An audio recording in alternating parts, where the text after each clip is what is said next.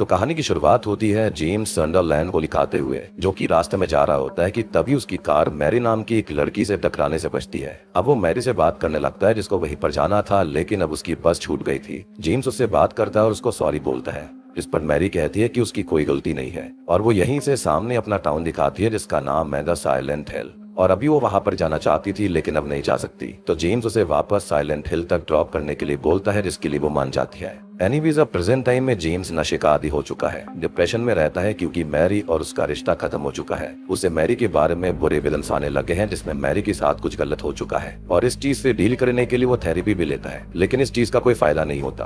अब आए दिन जेम्स जो है वो बार के अंदर जाकर लोगों से जबरा करता है और बार के लोग उसे उठाकर बार बार बाहर फेंकते रहते हैं। उसकी थेरेपिस्ट उसको समझाती रहती है, लेकिन उसकी बात मानने के बावजूद भी वो हील नहीं कर पा रहा है। अब एक दिन उसे मैरी का एक लेटर मिलता है जिसके अंदर उसने लिखा हुआ था कि उनके बीच सब खत्म हो गया है, लेकिन उसे वापस साइलेंट हिल आना होगा क्योंकि यहाँ पर कुछ हो गया है और मैरी को जेम्स की जरूरत है और वो उसे भीख मांगती है कि वो वापस लौट आए। अब घर के आसपास वो देखता है कि इस लेटर को डालने कौन आया था, लेकिन उसे वहाँ पर कोई भी नहीं मिलता। अब वो मैरी से प्यार तो करता ही था, तो बिना वक्त गवाए सीधा साइलेंट हिल की तरफ निकल पड़ता है। अब आगे उसे साइलेंट हिल तक जाने वाला मेन रास्ता बंद मिलता है, तो वो वहीं पर गाड़ी लगाकर रुक गया था। वो रात वहीं पर बिताता है क्योंकि यहाँ पर बहुत ज्यादा बारिश और तूफान आ रहा था। अब अगली सुबह वो मैरी के सपने से जाग उठता है और यहाँ देखता है तो सारी जगह सुनसान पड़ी हुई थी। खैर अब वो पैदल ही यहाँ से आगे बढ़ने लगता है और जंगल को क्रॉस करके मेन रिवर तक आता है। वहाँ पर उसको एक लेडी मिलती है जिसका नाम है एंजेला, जो की बोरियों के अंदर कुछ भरकर रिवर के पास बाउंड्री बना रही थी। और ये लड़की जो थी ना, वो बिल्कुल मैरी जैसी दिखाई दे रही थी और इस बात को आप याद रखना।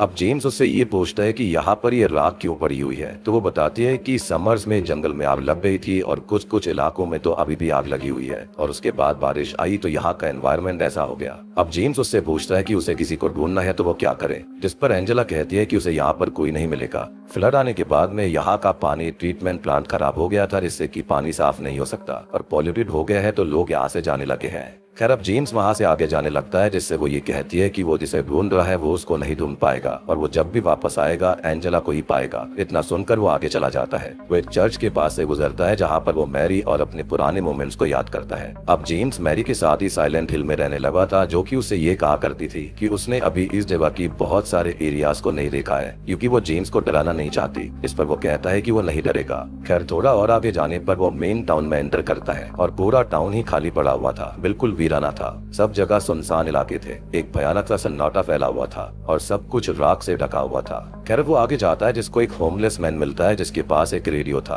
और जो सही से चलते चलते अचानक से ग्लिच करने लगता है। वो होमलेस मैन उसे देखकर कहता है कि वो आ रहे हैं। इस पर जेम्स पूछता है कि कौन आ रहा है, लेकिन वो होमलेस मैन उसके पास आने लगता है तो वो वहाँ से भाग जाता है। अभी उस होमलेस मैन के आगे एक अजीब सा मॉन्स्टर आता है जिसकी आंखें नहीं थी और वहीं जेम्स एक क्लब में गया था। यहाँ पर वो मैरी के साथ आया करता था और यहाँ के लोगों ने उसको बताया था कि वो सब मैरी का ही परिवार है एक तरह से, क्योंकि मैरी के पिता जोशुआ क्रेन ने ही ये टाउन बसाया था और उन सबको अलग अलग जगह से चुनकर वो यहाँ पर लेकर आए थे और उन सबको एक जिंदगी और जिंदगी का मकसद दिया था। प्रेजेंट टाइम में जेम्स क्लब के बाहर आता है तो उसे वो होमलेस मैन मिलता है जिसकी पूरी बॉडी पिघल रही थी और अब वो भी इस मॉन्स्टर को देखता है और वो मॉन्स्टर अपनी चेस्ट में से कोई लिक्विड निकालता है जो कि असल में कुल एसिड जैसा था और वो हर चीज को पिघला रहा था। अब जेम्स इस चीज को देखकर बहुत ही ज्यादा परेशान हो जाता है, जो कि वहां से भागने लगता है कि तभी उसे रेडियो पर एक अनाउंसमेंट सुनाई देती है कि कोई भी अगर टाउन के अंदर है तो वो जल्दी से जल्दी निकल जाए क्योंकि यहाँ के हालात बहुत खराब हो चुके हैं।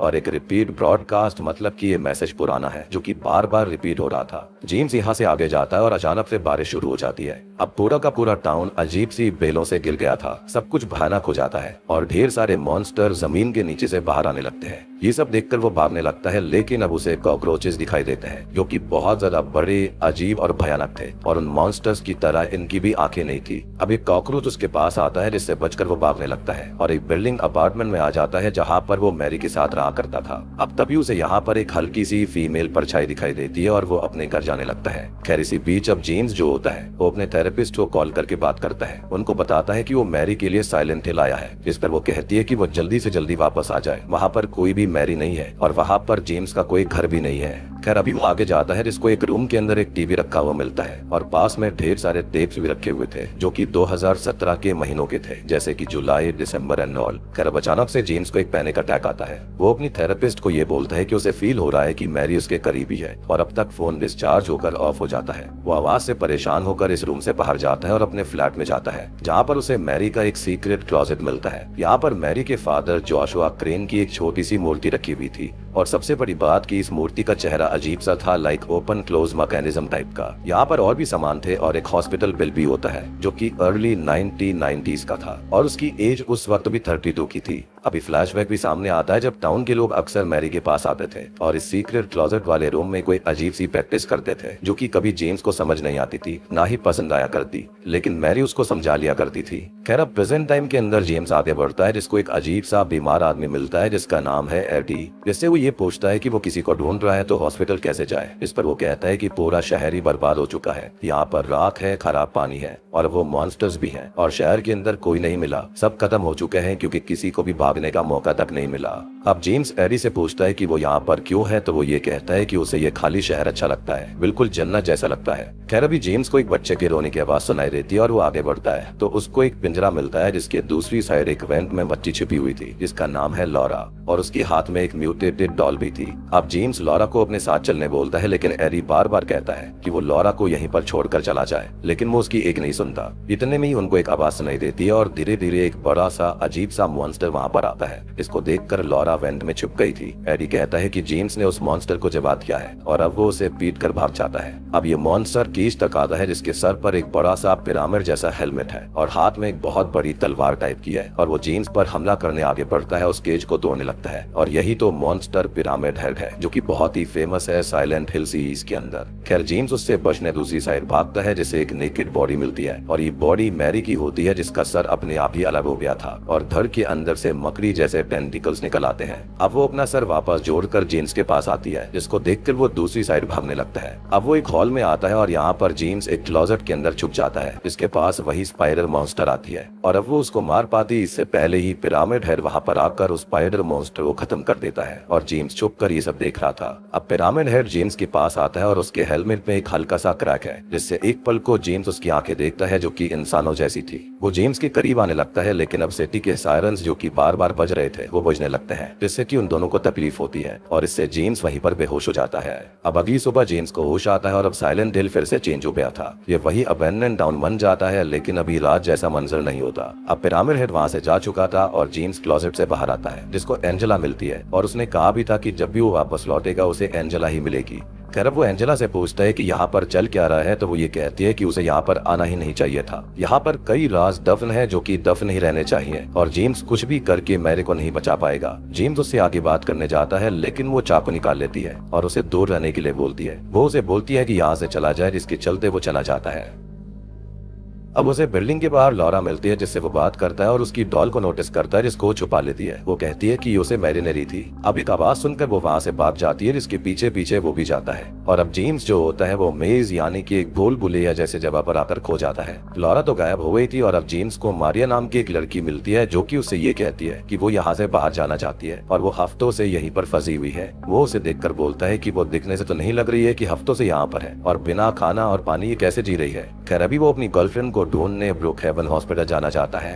अब मारिया ये कहती है कि वो जेम्स के साथ चलकर उसे हॉस्पिटल तक पहुंचा सकती है और यहाँ पर किसी ने नोट ना किया हो तो यहाँ पर मारिया एग्जैक्टली मैरी जैसी दिखाई दे रही थी जैसे कि सेम एंजेला थी। अब ये दोनों आगे जाते हैं जिनको एक मॉन्स्टर दिखाई देता है जिससे छुपकर वो लोग आगे बढ़ते हैं और जेम्स फिर से फ्लैशबैक में चला गया था। तो एक दिन जेम्स देखता है कि कुछ लोग मैरी को कहीं पर लेकर जा रहे थे जिनका वो पीछा करता है। अब वो एक गली के अंदर छुपे हुए स्टील बैरिकेड के अंदर जाता है। वो आगे जाकर देखता है तो उसको एक हिडन डोर मिलता है यानी कि एक दरवाजा जो कि एक सीक्रेट स्विच से ओपन होता था और उसके जरिए वो अंडरग्राउंड टनल में चला जाता है। कहानी अब फिर से प्रेजेंट टाइम में आती है जहाँ पर जेम्स को मारिया होश में लेकर आती है और आगे चलने के लिए बोलती है।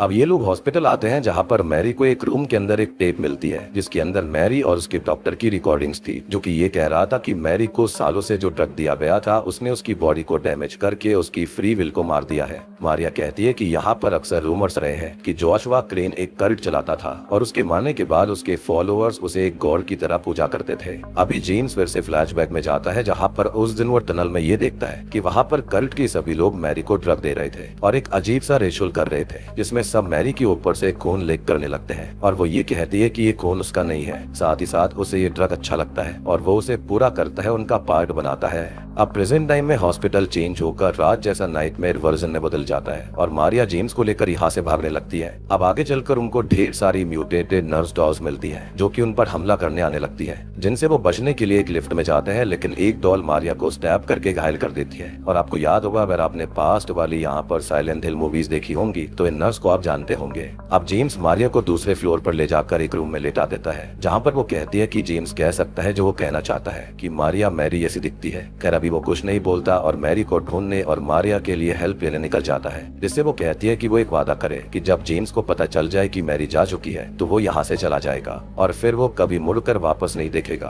खैर अभी जेम्स बाहर जाता है जिसको लॉरा मिलती है, जिससे वो मैरी के बारे में पूछता है तो वो कहती है कि लग नहीं रहा है कि जेम्स उसे ढूंढना चाहता है। इस पर वो कहता है कि वो सच में चाहता है मैरी को ढूंढना। अब लॉरा उसे अपनी डॉल दिखाती है और कहती है कि ये सैड है और ये डॉल एक जिंदा म्यूटेटेड इन्फेंट था। लॉरा कहती है कि जेम्स ने लॉरा को अकेले छोड़ दिया था और अब वो जल्दी करे नहीं तो बहुत देर हो जाएगी। ये कहकर वो भागती है जिसके पीछे वो भी भागने लगता है और अब वो उसे एक वॉल के अंदर बंद कर देती है। अब यहाँ पर उसको अजीब सी आवाजें सुनाई देती हैं और वो आगे जाता है तो उसे वहाँ पर मैरी का एक मौत जैसा बड़ा रूप मिलता है। वो मौत उसे जकड़ लेता है और अब वो हॉस्पिटल में जाता है जहाँ पर उसकी थेरेपिस्ट उसको ट्रीट कर रही थी, जो बताती है कि वो मैरी को भूल जाए और उसे मरे हुए महीनों बीत चुके हैं। जेम्स याद करता है कि उस दिन टनल से आने के बाद वो मैरी से मिला था और उस पर काफी गुस्सा भी किया था। वो कहती है कि ये उसके पिता बचपन से कर रहे हैं उसके साथ में और वो कुछ भी नहीं कर सकती। वो उसे साथ चलने बोलता है लेकिन वो नहीं जा सकती थी। वो बताती है कि उस दिन वो यहाँ से जा रही थी लेकिन जेम्स उसे वापस ले आया और उसे लगा कि सब बदल जाएगा क्योंकि जेम्स उससे प्यार करता है। और अभी जेम्स गुस्से में उसे छोड़कर चला जाता है जिसके बाद में वो मर जाती है।